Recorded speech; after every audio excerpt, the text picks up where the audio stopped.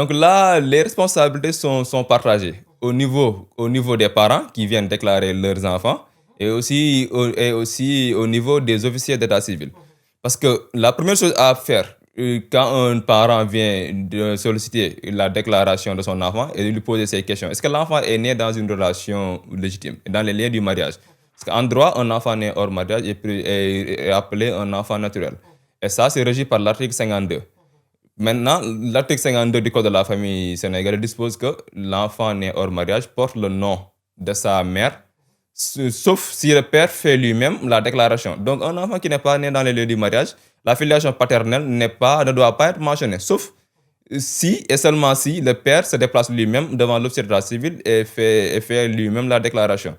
Donc, et même s'il y a un mariage religieux. Parce que souvent, il ressort de nos consultations que souvent les officiers de la civile commettent cette erreur.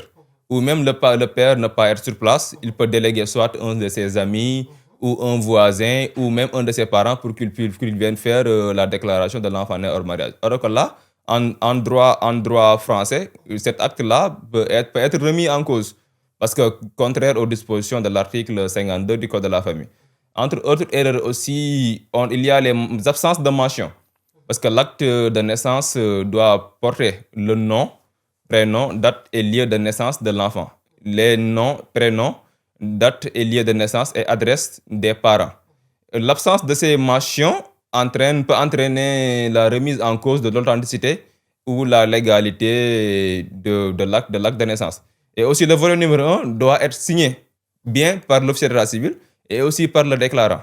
L'absence de signature de l'acte de naissance par le déclarant peut entraîner un rejet au niveau du consulat. Parce que le consulat va se dire pourquoi le demandeur ou la personne qui a fait la déclaration n'a pas signé le volet numéro un. Et aussi, selon l'article 38 du Code de la famille, le volet numéro un est immédiatement remis au déclarant.